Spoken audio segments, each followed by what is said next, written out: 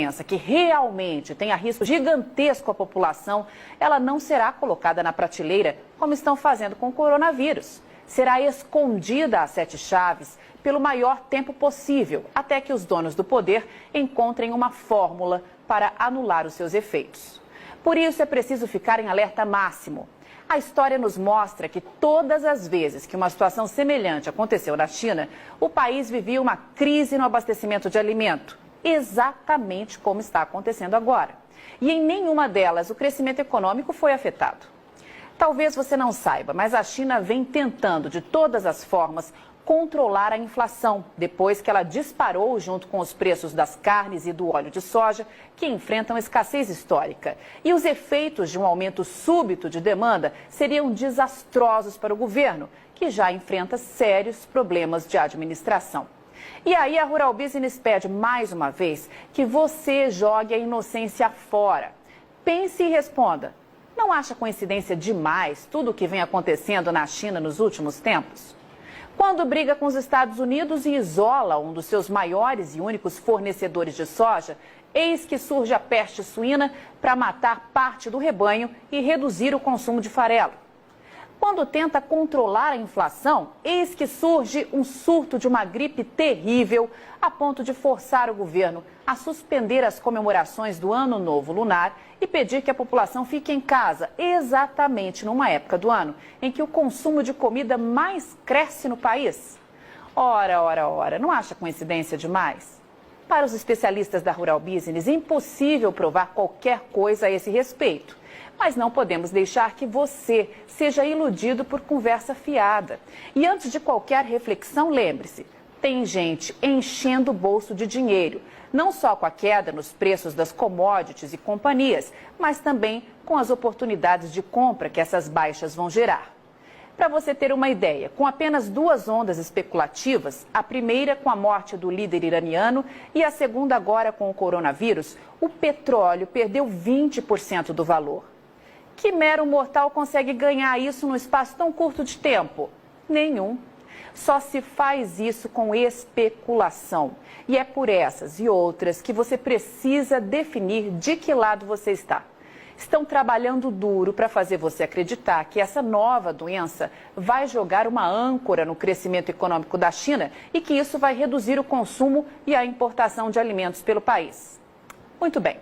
A equipe de grãos aqui da Rural Business foi atrás da história para saber se isso de fato acontece em momentos de crise como esse. Ou, como nos sugere a situação, é muito mais uma previsão especulativa para defender interesses do que uma projeção real e digna de ser levada em consideração, já que parece conversa de botequim. Todo mundo dá palpite, mas ninguém mostra nada que comprove os fatos. Ano de 2004 e a China anunciava ao mundo um surto de gripe aviária, nome dado à doença causada por uma variedade do vírus influenza, H5N1, hospedado por aves, mas que pode infectar diversos mamíferos. A doença evoluiu, virou pandemia e infectou pessoas em vários países da Ásia. E como agora, todos íamos morrer, lembra? Pois dá só uma olhada no que isso causou na economia da China. Nada.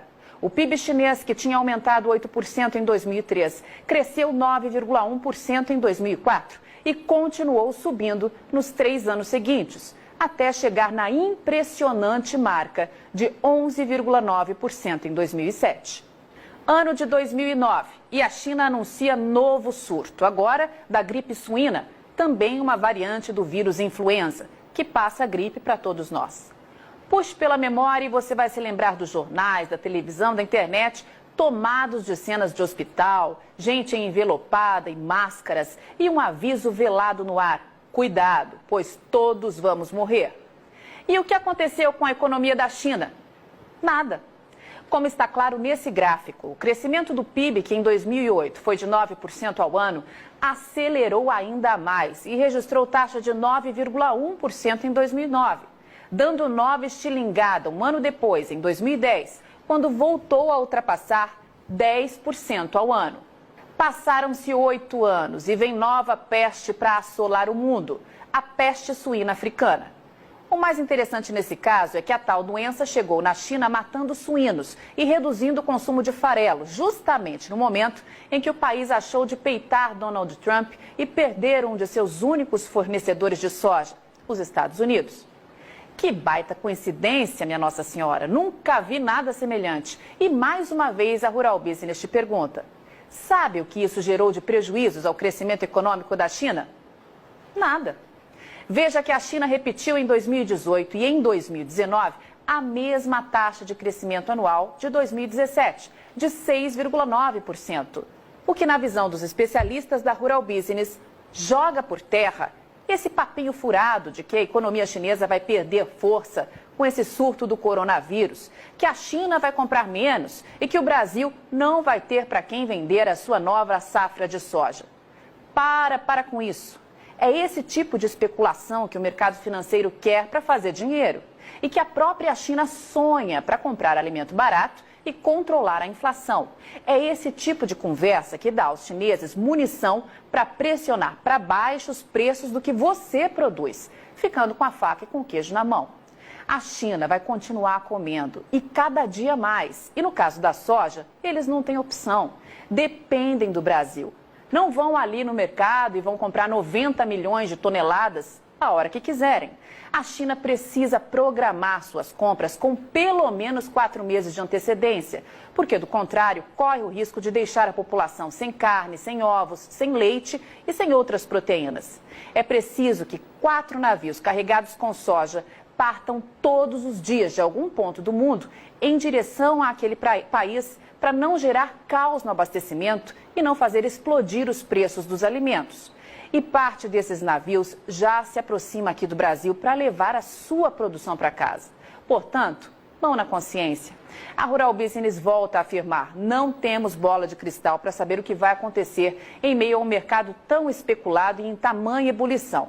Mas se você tem apetite ao risco, não se emocione com pouco. Entregue a soja que você já vendeu e sente em cima da sua produção.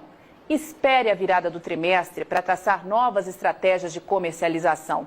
Tem muita coisa para acontecer pela frente. Avante mercado.